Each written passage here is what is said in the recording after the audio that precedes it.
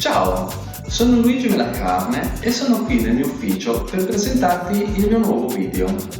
Oggi voglio parlarti di firma digitale, a cosa serve e soprattutto sostituisce la firma classica con la penna? Andiamo a scoprirlo. Che cos'è la firma digitale?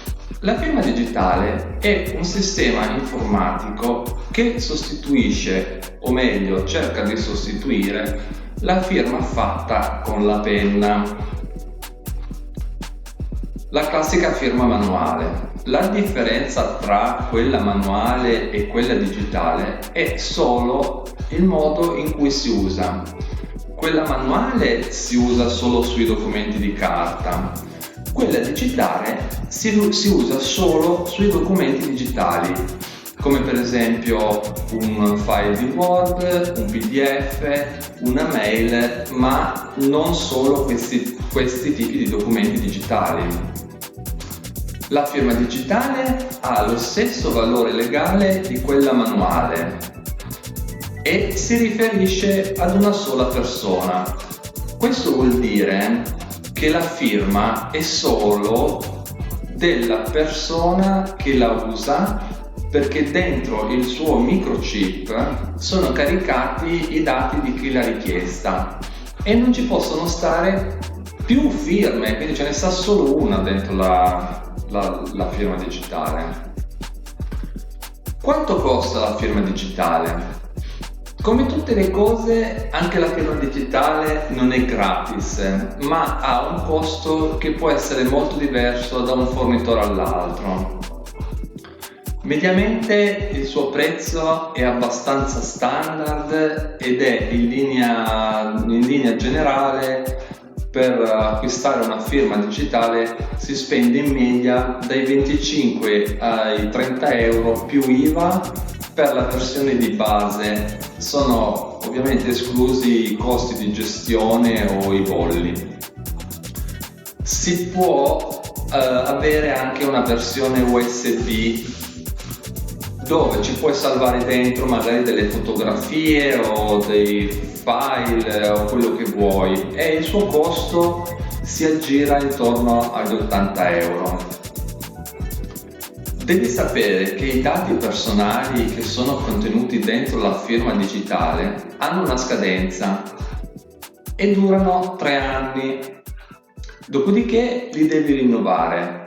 Ovviamente non sto parlando dei dati che hai salvato all'interno della chiavetta USB, sto solo parlando dei dati contenuti all'interno del microchip. Ricordati quindi di non dimenticarla troppo nel cassetto, perché rischi che poi i dati non si possono più recuperare.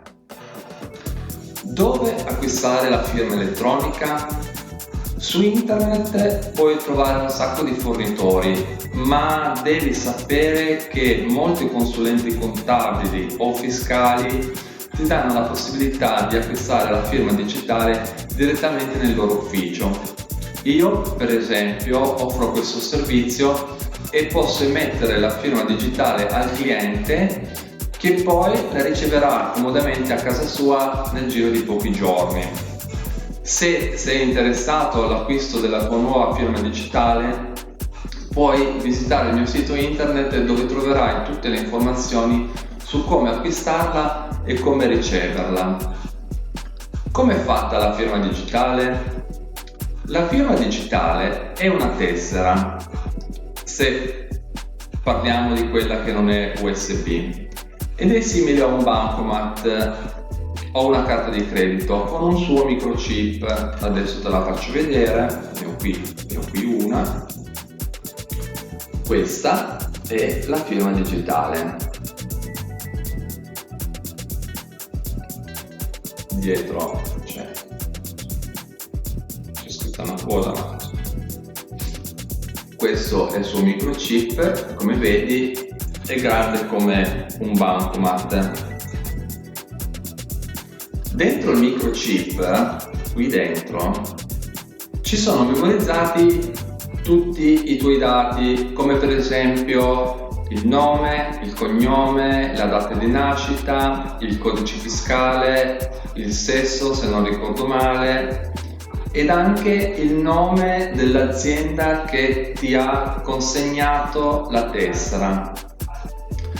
Esiste anche un terzo tipo di firma che si chiama remota, ma sinceramente io personalmente la trovo un po' complicata perché funziona con dei codici che bisogna inserire su internet e poi si riceve un messaggio sul cellulare con un altro codice da reinserire.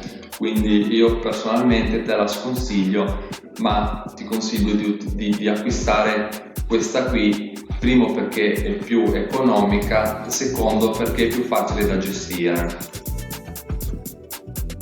Cosa serve per usarla? Per usare la tua firma solitamente si acquista anche un lettore di carte che si collega al computer, che non è altro che un apparecchietto che legge i dati che sono contenuti qui dentro.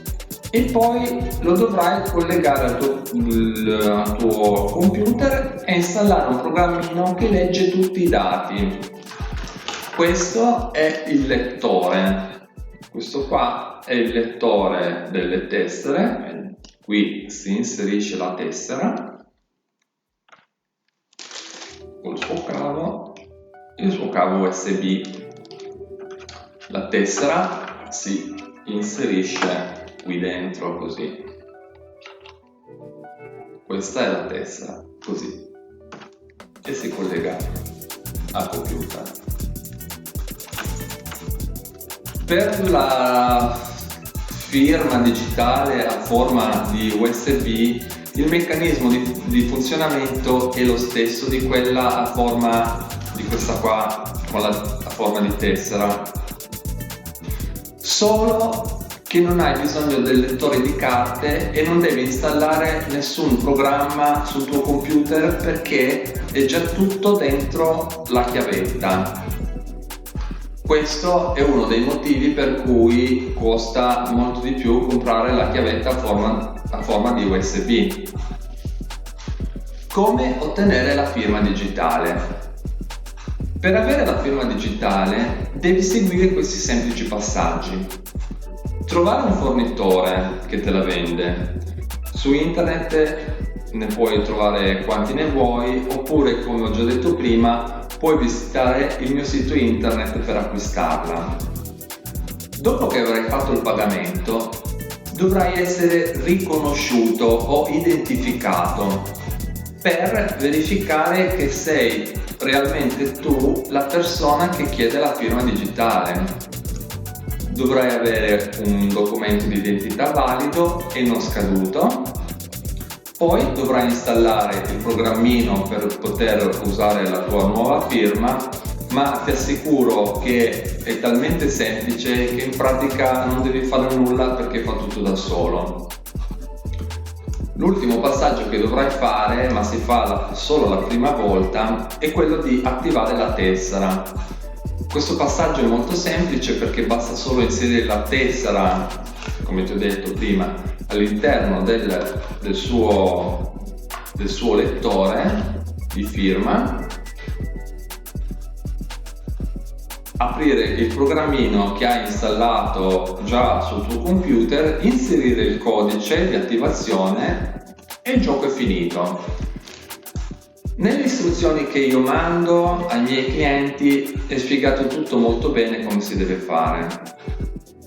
A questo punto hai finito e puoi iniziare ad usare la tua nuova firma digitale per firmare i tuoi documenti.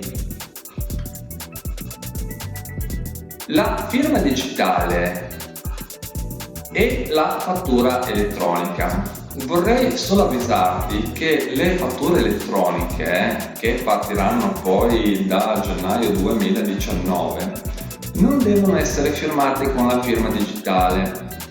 Quindi le fatture elettroniche che tu farai ai tuoi clienti non devono essere firmate prima di essere spedite, a meno che non devi inviare una fattura ad una pubblica amministrazione, ma quello è un altro discorso. Quindi alla fine Sei pronto a firmare in digitale i tuoi documenti e a buttare via quella penna orribile che consuma solo tanto inchiostro? Io personalmente sono ancora affezionato alla solita vecchia penna, però mi sono anche attrezzato con la nuova firma digitale. Queste erano le semplici istruzioni che dovevi sapere per usare la tua firma digitale.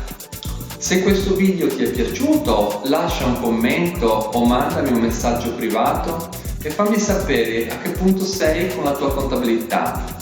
Iscriviti al mio canale YouTube e metti mi piace alla mia pagina Facebook, in modo che sarai sempre aggiornato sulle mie dirette live e su altri servizi per la tua attività. Allora ti aspetto e ci vediamo al prossimo video. Ciao!